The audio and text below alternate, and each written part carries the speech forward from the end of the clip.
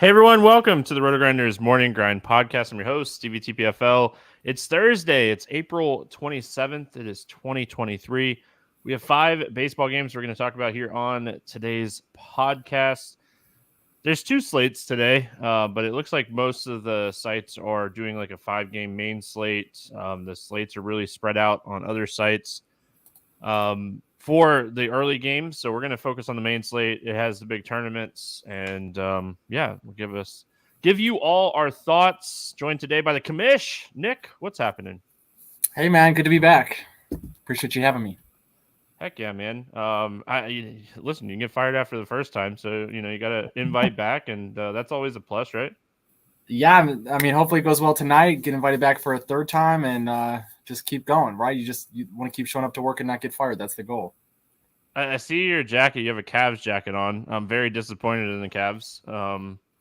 I really thought they would beat the Knicks, and I'm very sad about it because I had a lot of bets on them, and I was very excited because Milwaukee is struggling a little bit, and it's like, come on, man, Cavs, you could get there. So not with JB, man. I've just watched JB Bickerstaff too many times to know that he was going to get outclassed in this series. Yeah, I don't know. I had good feeling about Cleveland, but Knicks did their thing. Hopefully Julius Randle's good. Would love to see him be able to play and be healthy for that series against. We don't know yet, right? We don't know who they're playing yet, so we do not. We will see. It should be entertaining though. Whoever they end up against, whether it's I think it's Miami or Milwaukee. I think the NBA just goes like bracket style. The whole playoffs have been entertaining. I mean, the West. We knew the West was going to be entertaining, but I mean, the Memphis beating the Lakers like they did tonight, like the whole NBA playoffs has been, fun to watch. And after this regular season, I'm kind of glad the playoffs have been, good to watch or fun to watch. So excited for some baseball. I have no idea how my slate's going to end up on Wednesday nights. Drew Smiley was kind of doing his thing like I would hope for, and then gave up a triple to Cronenworth. The Angels are very popular, and they're starting to put it on Oakland in that game. So, there's so many players that are owned in these late games. So we have really no idea where we're at until these games are up. So hopefully everyone has a good Wednesday night. Let's talk some Thursday baseball. We have no shortness of great pitching on this slate. Yesterday we were struggling for, who's our top end option. You don't have to worry about that today. There are options and they are there. So we get started with Baltimore at Detroit. Gibson and Wentz facing off against each other, 8 total. The Orioles are a 148 favorite in this game. Any thoughts here on Kyle Gibson? Kyle Gibson, I was relatively high on Gibson coming into the season. I thought that the Orioles might have been able to do a couple of things with his pitch mix, and the Orioles have had a good reputation in recent seasons becoming more analytically driven. It just hasn't really panned out so far. Gibson's been really tough on righties, but he's been really, really bad against lefties so far. Against lefties, he has a 568 FIP, a 170 WHIP, and a 306 opponent batting average. So not something that not a guy that I love in this spot. I think, his price tag on DK 7,400. I think there's some better options that you could look at in that price range. Maybe I know we'll get to him later, but Lucchesi maybe a little bit cheaper. So I'm not a huge fan of Gibson tomorrow. He just dominated this team, just absolutely dominated this team, had his first good start. He's had some decent starts this year. Detroit's just bad. At the end of the day, this team's just not good. They're one of the worst teams in baseball against right-handed pitching, second worst WRC plus, I think third worst ISO, and a 25% K rate as a team. So Gibson, I think on 2 pitcher sites makes sense as like an SP2 if you want to save some money. I think the chalky build today is going to be double barrel because there are, just Cole, McCallahan, Cease. We just have 3 absolute studs on this slate, and it's not hard to fit 2 of those guys in. So I think, double barrel is going to be very easy to kind of do today. But I think if you're paying down, if that White Sox game does have some weather and we need to pay down for an SP2, I think Gibson is fine. On the other side of this game, Joey Wentz. I can say for certainty I don't want to play Joey Wentz in this. Really, 5,100, even that cheap? You don't want to take any stab at a guy who hasn't really been able to get anyone out at the major league level? Nah, doesn't sound like a recipe for success. Yeah, I'm with you. Yeah. I'm with you. You can always find at least one data point to try to talk yourself into something, but it's just there's a lot of mental gymnastics involved if you try to say anything real positive about Joey Wentz. Yeah, I mean, just nothing supporting wanting to play him at all in this spot. If we look into the numbers, 6.3 xFIP, 19% Ks, 11% walks, really struggling with righties. Like, just can't get righties out. They're not missing the bats. They're hitting a ton of fly balls. So, yeah, no interest for me in Wentz. Let's talk Baltimore bats, though, because, I mean, I think you have to have interest in Baltimore in this spot. They're just – if Hayes doesn't play it's like a sore hand from – I think he got hit by a pitch or something. If he doesn't play, that's going to potentially open up maybe a cheap bat in this lineup. But, I mean, they're not overly cheap. What are your thoughts on Baltimore? I think there's a couple of guys that you can target. I think one guy who's a little bit more on the expensive end that makes a lot of sense is Ryan Mountcastle. This year has been slaughtering left-handed pitching. OPS over 1,000 so far, 344 batting average. His ISO's over 400. 92% better than league average against left-handed pitching so far, measured by runs created plus. I know it's a small-ish sample size to begin the year, but I think Mountcastle makes a lot of sense. I typically just my main advice is we're just avoiding Rushman and avoiding Gunnar Henderson when facing a left-handed pitcher with the Orioles. They're not at their best in these situations. So my main advice here would be stay away from those two. Like you said, maybe look at some cheaper bats with Baltimore. I think there's some lower tier price guys that could probably have some success in this lineup. Mountcastle would be my favorite guy who's on the more expensive end.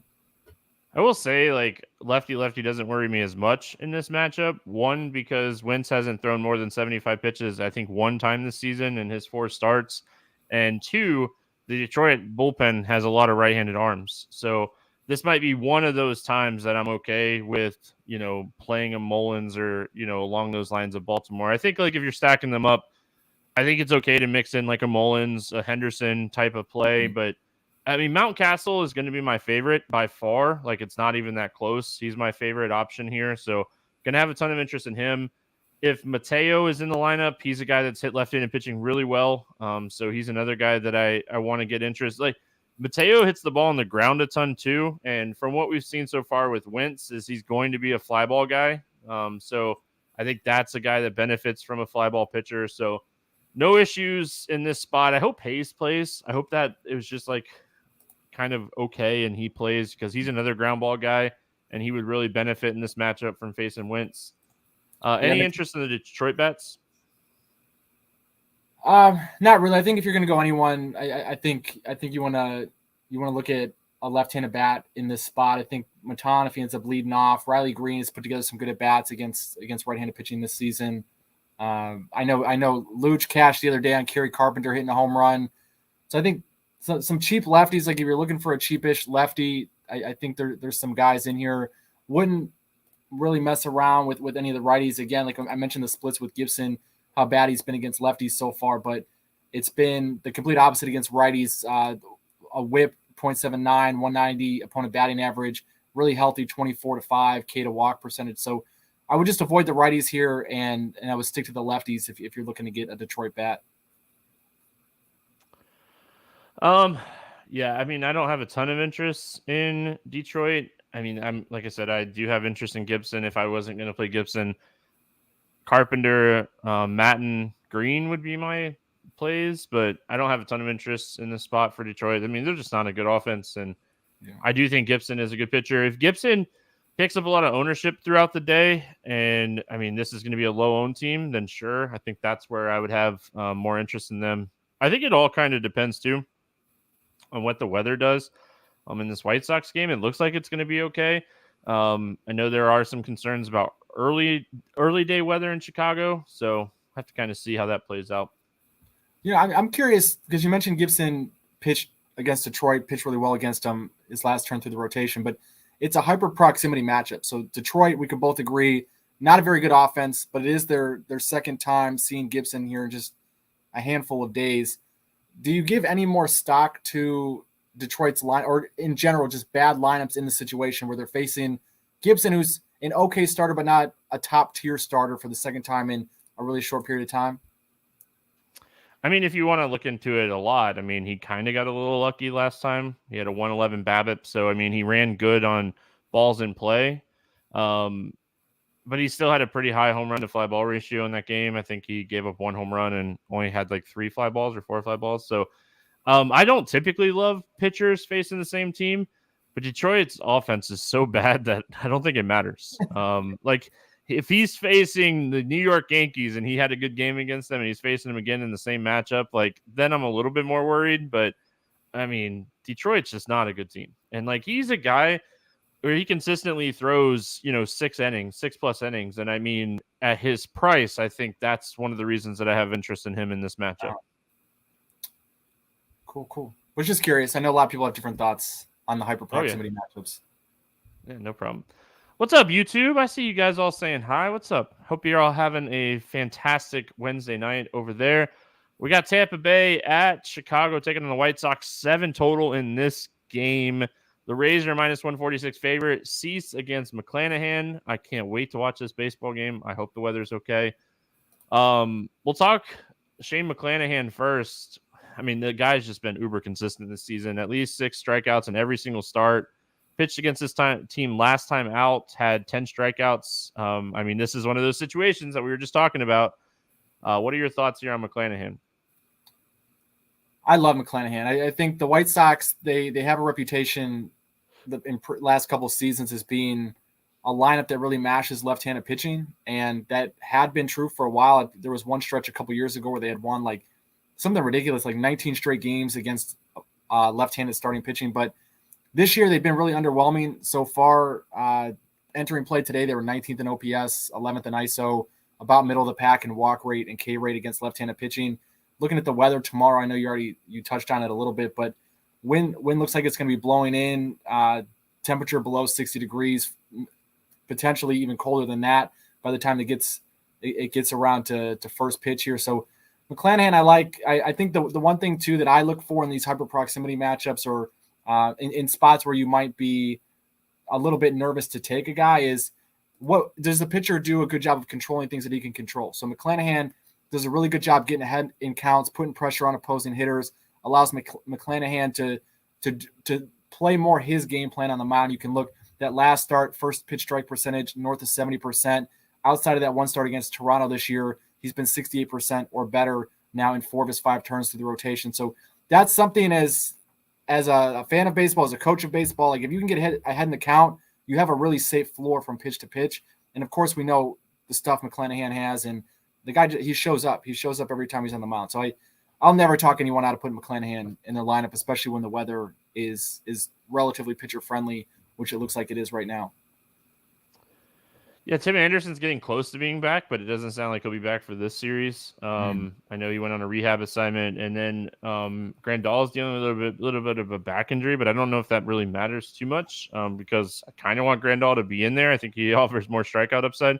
Yep. But I mean, we just watch Kikuchi just do his thing. Like, a lefty facing the White Sox on Wednesday. It was one of the day games, and he just kind of mowed them over with ease. And I think we all can agree that McClanahan is a much better pitcher than him. So I think like if we can see that type of game, I think he ended up with like 8 strikeouts, and he's like a 22% K rate guy. That's a 32% guy. So it's hard not to have interest here in McClanahan. I mean, Dylan Cease on the other side of this game. I mean, Brown was someone that I ended up on late on Wednesday. And he had one of the better games.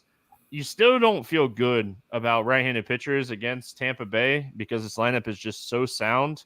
Do you have any interest here in Dylan Cease? Not a ton. I mean, again, the weather should be relatively pitcher friendly, but Cease is not a guy who I trust nearly as much in a hyper proximity situation. And especially you look at the price you're going to have to pay for him. You're going to have to pay $9,200 over on DK to get Cease in your lineup. And there's a couple other options. Like, I mean, you mentioned Gibson. I think if you're going to take someone in a hyper proximity matchup, you're getting Gibson for far cheaper. And you look at what Cease just did his last time out a few days ago, 4 innings, 3 earned runs, 5 strikeouts. And you look at, again, like some of the controllable statistics, Cease 50% first pitch strike percentage against them, decent amount of contact in the zone. Didn't really get him to chase a whole lot. So this is one thing that Tampa Bay has been doing a better job of as a lineup as a whole this year, is their swing decisions are a lot better. They're giving opposing pitchers much tougher at bats. A guy like Dylan Cease, who sometimes struggles with his efficiency on the mound, throws a lot of pitches early in games. I think there's a real risk. Again, the weather's on Cease's side here, but I think there's a risk that Cease just doesn't get very deep into this ball game. And Tampa Bay's approach is to try to get into that Chicago bullpen and run that pitch count up. All right, let's talk bats. Any interest in the Tampa bats in this one?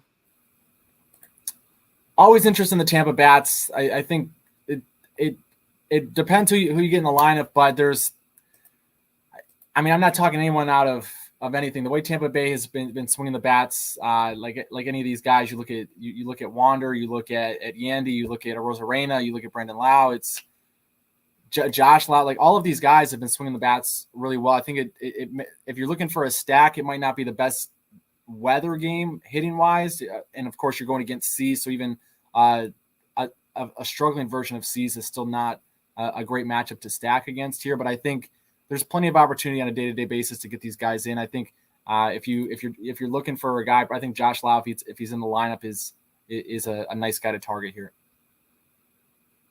Yeah, I mean, I think it's a stack spot or stay away. It's so hard to one off these guys because of the price, but it's going to be really hard to stack them today because of the price as well with the pitching that we have. So I probably end up underweight on Tampa. Cease would probably be my least favorite of the 3 top end options. So like, it's just one of those spots where I hope that like Cease puts up like 18 and Tampa doesn't like go bonkers kind of thing. So, it's just such a tough spot. And I mean, the other side of this game, I don't really have any interest in the White Sox. So you look at the lineup up and down, and outside of Robert and Jimenez, maybe Berger, like there's just so many strikeouts, little power, and I'm just struggling to get any of these guys today. Yeah, Robert would be my only guy, but he's 4,900 against Shane McClanahan, so that's not someone who I would be itching to get into my lineup or forcing to get into my lineup. He's a guy who sees left-handed pitching really well, but again, the weather, the matchup, not great. So I would look elsewhere in that price range. All right, we got Washington heading to New York to face the Mets. 8.5 total in this game. Luke AC against Williams. Mets 235 favorites. Any interest here in Trevor Williams? No, never. Trevor Williams to me is just, he's not a good pitcher, especially when he's in the starting rotation. Major splits last year. Playing for a Washington team that has surprised the last couple of days and put together some good performances against the Mets. I think the Mets bats are just, they're due to have a much better day at the plate, and Williams is a decent guy to beat up on. You look at some of the splits, Williams 605 FIP against left-handed batters this year. It's been similar throughout his career. 8.7% strikeout rate this season against lefties, which you go back to last season, and it's more of the same. He's relatively competent against righties. He was actually pretty good against righties last year, 31-6 K to walk rate, but he just does not miss bats against lefties, and the Mets have the ability to put a good number of lefties in this lineup. So absolutely no interest for me in Trevor Williams tomorrow. Yeah, I mean, Trevor Williams is not a guy I want to play against a team that doesn't strike out. He has a 15% K rate. This team has a 18% K rate. I mean, there's going to be a lot of balls in play here. Whether or not they be good balls or bad balls, I mean, I just don't see really any upside when you're looking at him in this spot. Luke AC, someone that I loved in his first start of the season, just absolutely dominant in that start. It was great to watch. Really a guy coming back from injury we really haven't seen. San Francisco has been awful against left-handed pitching, and I'm not saying Washington's been good. I mean, they have very little power against lefties. The strikeouts are going to go down in this matchup. Washington, as a team, has one of the lowest strikeout rates in baseball against left-handed pitching this season. I mean, they've done a great job of putting the ball in play. I think it's like 15%. So they have the lowest power, like ISO numbers, but they have the best strikeout rate. Any interest here in Luke AC? Yeah, I still have interest. I mean, it's funny. Like they literally are dead last 30th in ISO, but they're top 10 in OPS. They have the second fewest strikeouts, only behind Houston on a percentage basis. But Lucchese's a guy I like a lot. His return to the big leagues. You look at his rehab starts. He built himself up really well. Only gave up one run across his last 11 2/3 innings in the minor league. Struck out 12 guys. Did a good job with his command, especially in that last start, getting stretched out. And then, yeah, the Giants are abysmal against left-handed pitching, so that definitely played into Lucchese's dominance his last turn through the rotation. But this is a guy I'm pretty high on, and I know a lot of people are probably going to look at Lucchese and say, "Oh, like perfect matchup coming back against the Giants," and that's the only reason he took advantage of that opportunity. But there are guys who would come back in that spot and they wouldn't strike out 9 guys and deliver. I think it was 7 scoreless innings. Yeah, you get 4 hits, walk 2 guys. So I think everything about that first start was really encouraging. Some of the same stuff, worked ahead in the zone a lot, got a lot of swings and misses outside of the zone. So I think he has the ability to induce a lot of weak contact. The strikeouts, I think you're right. You have to be realistic about how many you're going to get here. But especially, like you said, if you're in a tournament with where you need 2 pitchers, I really like Lucchese, especially at the price point. Yeah, I mean, Lucchese, Gibson, Molly, I mean, just in great spots overall. So I think like you could any of these 3 guys, if you're paying up for one pitcher and paying down for like an SP2, makes a ton of sense. So Lucchese is just too cheap for his ability. I mean, this is a guy that we have sample on him. Like we know what he's capable of. We also know that he's capable of walking a bunch of guys, which is always somewhat concerning. But I do think that Washington just doesn't have any power. I don't see him getting blown up in this game. I mean, they might single him to death, but I mean, I don't think this is the spot you really want to target the Washington bats, and I think this is the spot you want to target Lucchese. I mean, for the Washington bats, I don't have a ton of interest. Meneses is someone that like we kind of want to have power. I mean, it hasn't really happened too much this season. Do you have any interest here when it comes to the Washington bats? Not really. I mean, I have the same thoughts with Meneses. I don't know. There's not a lot here with the Nationals. They like you said, they've done a relatively good job as an entire lineup of putting together some decent at bats and putting a little bit of pressure on lefties. But there's no one in like it's like the Rays where you said stack or stay away, and I definitely don't want to stack a Washington Nationals lineup. It's just for me, I've struggled to pinpoint like who is the guy that's going to drive in runs for the Nationals today if they're going to drive in runs because they're dead last in ISO, like you said. So for me, I just want to stay away from the Nationals. I mean, if you want to hedge stack, if like he gets some ownership here and you want to take like a Lane Thomas or Robles or Call if he hits leadoff, but I mean, I'm not going out of my way to play Washington today. I do have interest in the Mets. I hate the ballpark. I hate Citi Field. So like probably more of like a secondary stack for me. But I mean, Williams is a very hittable pitcher, and I mean, there's some good bats throughout this lineup. So, what are your thoughts on the Mets? I agree. I also agree on Lane Thomas. Like, if you're going to get a guy, he's hit left-handed pitching pretty well this year, 940 OPS. But yeah, the lefties I think against Trevor Williams would be the way to go in my mind. You can get Vogelbach at 2,300 tomorrow. I think he's an interesting guy to throw in there with an 870 OPS against right-handed pitching this year. He's pretty much a right-handed pitching specialist. The guy has a handful of hits maybe in his career against left-handed pitching. So when he sees a righty on the mound, this is obviously when he has to earn his money. I think Jeff McNeil, just a high contact guy against Trevor Williams, who isn't going to strike anyone out.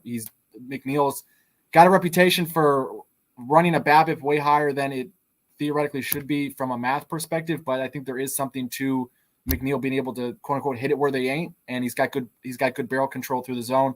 So I like Vogelbach. I like McNeil at second base. I think Frankie Lindor's eventually going to have to bust out of this. I don't love the price. Like I think there's cheaper Mets that you can try to get into a lineup today. But if it's a spot where you feel like you want to stack, I think full send on as many lefties in this New York lineup as you can get tomorrow. Weather's probably the only concern, but the weather's not great anywhere. So I don't know if you're going to be able to use that as a discounting criteria. Yeah, best hitting conditions might be Texas inside. I mean, yeah. Which I mean, it's the end of April. We're gonna start getting much better weather throughout the country eventually. But yeah, a lot of games in the 50s and 60s again today. So, but yeah, I mean, I always like playing guys like Nimmo. I mean, Alonso just against anybody really. And then like if you get any of these cheap bats, I know like they've been playing some Brett Batty if he's in there. I mean, he's a guy that has a little bit of pop, so don't mind like taking some shots on him. Alvarez is super cheap. I mean, this guy, I know I keep talking about this guy, but like, I mean, he is a very talented hitter. I mean, they're trying to find spots to get him in the lineup because he's not a great catcher. So if he's in there, I mean, he has some pop. He really hasn't shown it a lot, but I think he hit his first home run the other day finally. So, but yeah, I mean, I think the Mets are very, very interesting in this spot. We got Kansas City at Minnesota, 8 total in this game. The Twins, a 190 favorites. Zach Greinke against Tyler Mahle. Any interest here in our good friend Zach Greinke? Now the Twins rested a couple of guys today. They had an afternoon till I think if they get Buxton back in the lineup, if they have their full strength lineup tomorrow, there's just not a lot of upside with Greinke. Anytime he steps on the mound at this point in his career, you can see his game log. This year, 4 runs against the Angels, 4 against Atlanta, 3 against Texas, pitched relatively well against Toronto and Minnesota his first couple times through the rotation. But you're probably looking at 4 strikeouts or less here, and it's not a guarantee that he's going to get into the 6th inning. So when you're looking at the price points that we talked about, it's just I think there's better options in that you could take a look at here. I think it's a spot I would stay away from with Zach Greinke. Yeah, we're not playing him today. Too many good pitchers on the slate. He's struggling to get ground balls this year, and I mean that's what saves him from time to time is just his ability to get out of innings because of ground balls, and he's really struggling to get the ground balls this year. And we're seeing him give up more home runs. I mean, he's sitting at a 1.65 home run per 9. It's really close to like his 2021 numbers where he was struggling to get the ball on the ground too. So, I mean, Minnesota is one of my favorite stacks on the slate. Again, like the weather is concerning. It's going to be in the 60s. There's potential rain. The wind's blowing in. All of the fields, like all of the spots are like that today. So, I mean, eventually we're going to have to play some of these guys. Yep. So I think this is a great spot for the bats. We'll talk about them in just a second. Tyler Mahle. I mean, I kind of said it when I was talking about like these secondary type pitchers, Lucchesi, Mahle, and Gibson. And like, Mahle is just kind of in that mold. He gets one of the worst offenses in baseball against Kansas City. On paper, they should be better than they are. I mean, there's a good group of like talented young hitters on this team. What are your thoughts here on Tyler Mahle? Yeah, I'm with you. I think this is a spot where you can grab him in if you're looking for if you're either going cheap on pitching across the board. I think him plus another guy makes sense. I think if you're looking for a secondary pitcher in that secondary tier, he makes sense as well. You mentioned the matchup. He's a guy who takes care of business, and especially in coldish weather and pitcher-friendly conditions, which it was his last start against Washington. He went 6 1/3, gave up the 1 run on 3 hits. He struck out 4.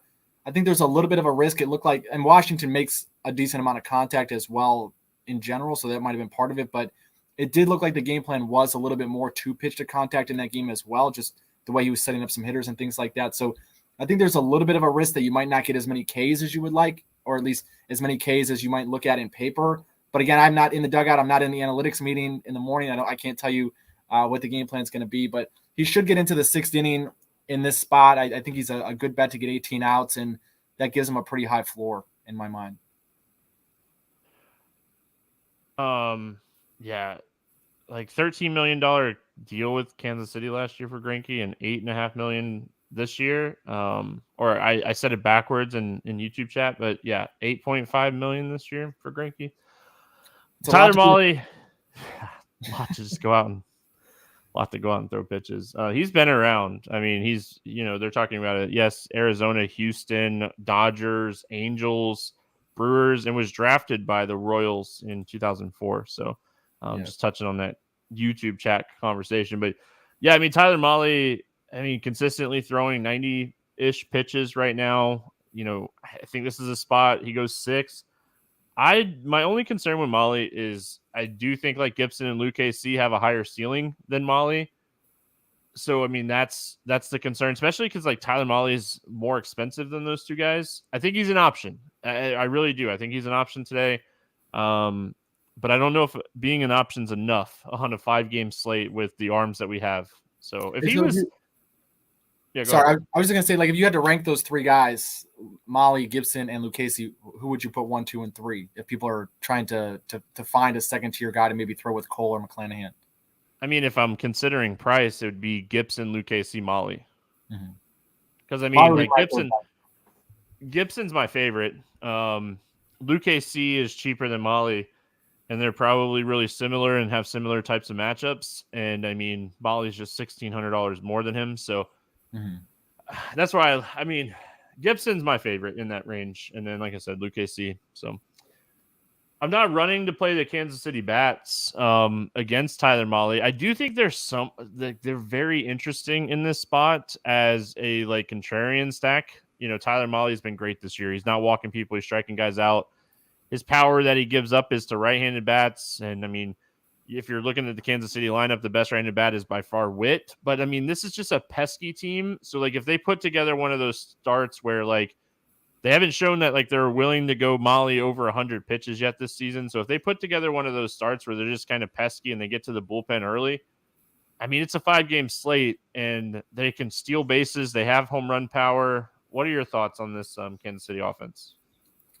I'm with you. I can't really justify paying for a guy like Pasquantino. Malley, like you said, 103 opponent batting average against left-handed batters so far this year. I know there's been some good fortune on balls in play, but he's also just he's not allowing a ton of hard contact to lefties. The walk rate is really low. Like he's putting pressure on lefties in ways that he's just not against righties. So I don't really want anybody in this KC lineup, and especially if you do end up with Molly in your lineup as one of your pitchers, I wouldn't want to even take a stab at Witt or any of these guys.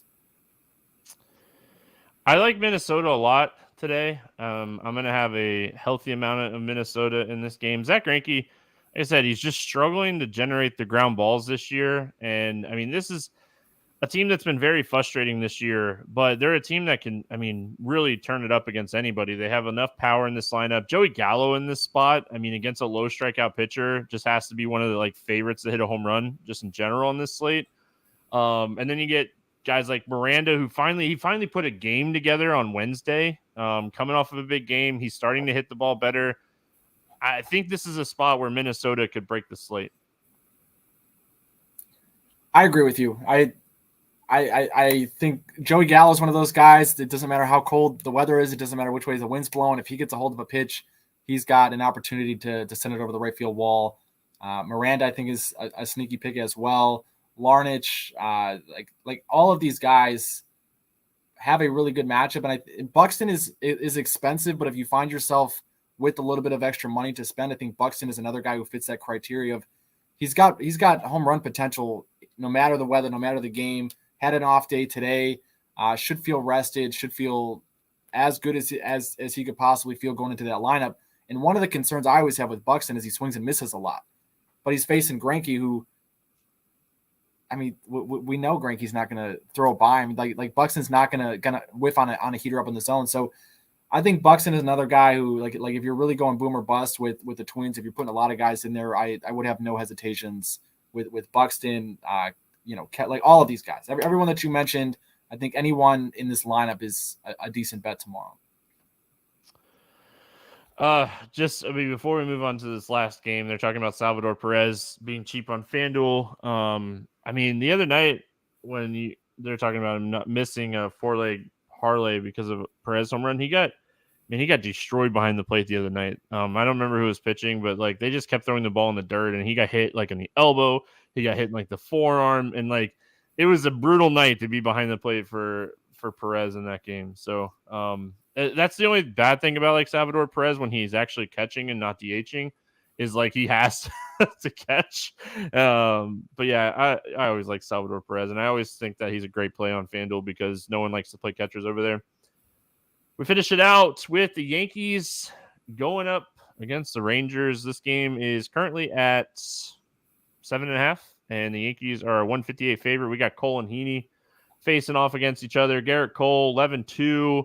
Tell me why I shouldn't play Cole, because there's no chance I'm not playing him. But hey, at least if you have any like arguments to not play him, I'll listen.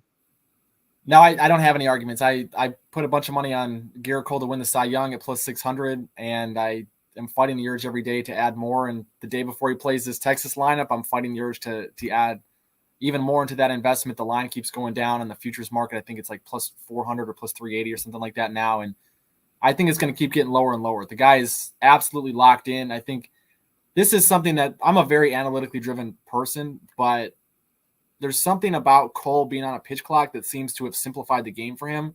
Garrett Cole has always been a guy who gets easily frustrated on the mound. It looks like he's a deep thinker. Like he's a very intellectual pitcher out there, but he gets frustrated when he doesn't feel like he doesn't get a call. You can see him maybe overthinking a game plan. He has a relatively deep pitch mix, so maybe having too many pitches to ponder when there's not a restriction on the time to get a pitch off, it might have actually been hurting him the last couple of years. And I say hurting him, the guy still had a 3.5 ERA and relatively good peripherals, but this year he seems a lot more comfortable. He seems a lot more like just get the ball, get the sign, deliver a pitch, and hitters just look completely overmatched against him so far. Cole is obviously off to a great start, and he hasn't had the most favorable of options either. I mean, he dominated the Toronto Blue Jays, complete game shutout against the Twins. I don't care what you think of the Twins offense. A complete game shutout with 10 Ks, 2 hits and a walk against anyone is absolutely outstanding. They're just no one's having quality at bats against him right now. There's no reason that Garrett Cole should not be in your lineup tomorrow. Ownership, game theory would be the only like argument not to have interest in Cole, but I mean everything Nick just said. I mean, this is just a guy, consistently putting up 30% K rates every single season, and the Rangers lineup, not bad, not great, not bad. I mean, they have some good hitters in this lineup: Garcia, Heim, Simeon, Lowe. I mean, Jankowski is like a above average like contact guy, but the bottom half of this lineup, I mean, Grossman, Miller, Smith, not great. Young he's young and he has a lot of talent, but he's also going to strike out a bunch still. So, I mean, yeah, this is a spot I have a ton of interest in the Texas or in Cole. Let's go to the other side of this game where we got Andrew Heaney facing the Yankees. Heaney is currently sitting at a 4.3 ERA, but a 5.3 xFIP. I mean, he's definitely got some regression numbers potentially. Walks are always concerning with Heaney. He is someone that, gives up home runs. Do you like him at all here against the Yankees, the Yankees have been one of the worst teams in baseball against left-handed pitching this season, which makes no sense, but they just haven't been good at all. No, I don't like Heaney here, and I mean, it's twofold. I think the price, like we've mentioned at least 3 guys for cheaper than Heaney that I think are better. Probably the reason that he is a little bit more on the expensive side is because of what you just mentioned. The Yankees 27th in OPS, and I'm still scrolling, 29th in ISO against left-handed pitching this year. So that's as anemic as it gets. But I agree with you. I think there's 0% chance that the Yankees end up a bottom 5 offense against left-handed pitching by the end of the season. It's one of those weird things early in the year where they just haven't got it going for whatever reason. But Heaney's really struggled against right-handed bats. The Yankees have continued to stack their lineup with 5-6 righties on a day-to-day basis. They probably will have even more in there tomorrow against Heaney. 250 opponent batting average against righties this year, 453 FIP. You mentioned the other numbers that are due for a little bit of regression. The walk rate is always something that's concerning. And I don't know. I mean, like there's just like Andrew Heaney is, it looks like a good matchup on paper. Like it's easy to talk yourself into this here, but based on the early season numbers, but I'm with you. It's one of those times where, again, like as someone who's very analytically driven, the early portion of the season sometimes is difficult because you know that the numbers mean a little bit less than they will in May, in June, in July. They'll be a lot more reliable. So I think this is a spot to pass on Heaney, both for the price and because the Yankees are they're just a much better team against left-handed pitching than they've shown so far this year. One thing I will note, Judge, I think it was a stolen base. He slid into third and like jammed his hands. He played the rest of the game, had a single and a walk after that. There was a report that said that like Aaron Boone might give him a day off in this game. I mean, use it as an excuse to give him a day off. So Watch the lineup. I mean, this could potentially be like that low-owned pitcher that breaks the slate that no one's playing today. So, I mean, I think you watch the lineup in this spot. If you have interest in Heaney, he's on the fence for me. It really would. I mean, if the Yankees roll out a non-Judge lineup and it's already a lineup that's kind of watered down, I think you would have more interest because it would potentially add another left-handed bat and like Condoro in there if he's not in there. So just kind of look and see what the lineup looks like. But as far as the Yankees bats go in this game, I mean, you eventually think like LeMahieu and Torres, these guys are going to eventually get it going against left-handed pitching. Yeah, you would like to think so. It's pretty staggering to look at the early season production. LeMahieu with 516 OPS against lefties. Gleyber 774, which is all right, but there's potential for so much more. The one thing that is interesting to note is Judge has been horrific against lefties so far this season. 317 OPS, 40% K rate. So Judge might get a day off. He doesn't look hurt, like you said. It looks like it just might be an excuse of like he needs a day off at some point anyway. So maybe we'll just give it to him tomorrow. But if Judge is replaced in the lineup tomorrow with another righty, obviously people who know baseball and watch baseball know who Aaron Judge is. Know that taking Aaron Judge out of any lineup is going to make that lineup theoretically worse. But Judge just has not been seeing lefties well at all to start the season. So I don't think it's as big of a loss right now if it's another righty. I think the larger concern, like you said, is if the Yankees end up with somehow like a 5-4 split where there's 4 lefties in the lineup, then Heaney gets a little bit more steam here. But I'm with you. I think Volpe's been getting a little bit more air underneath the baseball. Decent spot for him. He's been having some good at-bats, especially if he's going to be near the top of the order. LeMahieu, another guy who just seems to have good at-bats, a walk rate almost 16% against lefties so far this year. His approach at the plate is too sound to have a 516 OPS for the whole season. So a couple of those guys I could get behind, definitely. The other one, on the other side of this game, the Texas bats, they're the ultimate leverage spot on this slate, but I'm not doing it. I mean, if you want the ultimate leverage spot, go for it. Any interest here in the Texas bats? No, just because Cole's been so dominant. Lefties 167 opponent batting average against him so far. Righties 143 opponent batting average. And you mentioned a couple of the other guys on the slate, like you mentioned Wentz might not be out there for too long. So you might still be able to play Rushman or Henderson. You might not have to worry about the platoon split with some of those guys. But Cole is a guy who if he's on, like he realistically could be in the game in the 7th and 8th inning. So anybody that you would take from Texas, you're never going to get a potentially more favorable matchup against a weaker bullpen arm. So I'm passing on all Texas bats tomorrow. I think there's just better matchups. There's guys like we talked about Trevor Williams. We talked about Greinke. We talked about targeting Wentz or even Gibson with some lefties from the Tigers. Like if you need cheaper bats or you're trying to be smart on this slate, I think there's other ways to attack this that don't require you to try to get a hit or an extra base hit off of Garrett Cole.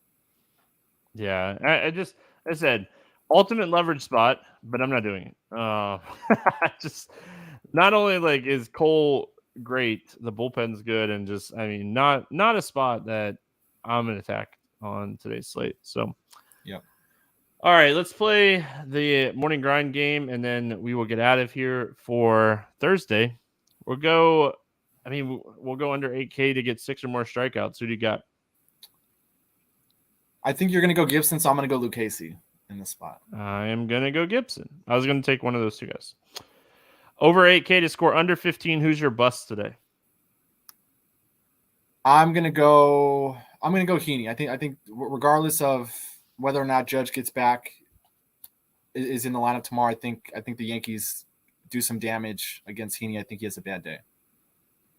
Tough matchup for Dylan Cease. I think he's one of the best pitchers in baseball. I'm going to go Dylan Cease today. Goes under 15.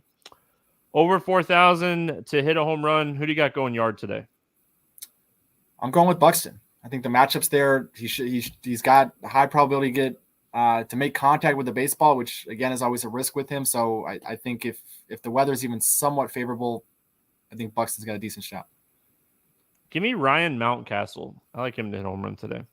Oh, that's a good one. Under 4,000 to get 2 hits. Who's a cheap bet that you like? I'm going Danny Vogelbach, 2 hits. All right, solid. I'm gonna ride the hot hand, I guess. Give me Jose Miranda coming off a 2 home run game, and then give me a stack to score 6 or more runs. The Twins. The Twinkies. I like the Twinkies too. If I'm not going Twins, give me Baltimore against Wentz. Those are Baltimore and like the Twins are going to be my 2 main teams today. It's just finding out and looking at ownership for sure. So we'll have to kind of see how it plays out. Ton of interest in Joey Gallo. Gosh, I mean, this spot dream. Like, this is a dream spot for Gallo. Dream spot. So, Nick, always fun having you on. Thanks for hanging out, everybody in YouTube chat. If you haven't already, make sure you head on over to the RotoGrinders Morning Grind YouTube page. Hit that subscribe button. Help us out. We're getting there. We're getting over 1,000 by the end of the year. It's happening. You guys are making it happen, and I appreciate it. Hope everyone has a fantastic Thursday. We'll be back Friday talking some more baseball. Good luck. We'll see you then.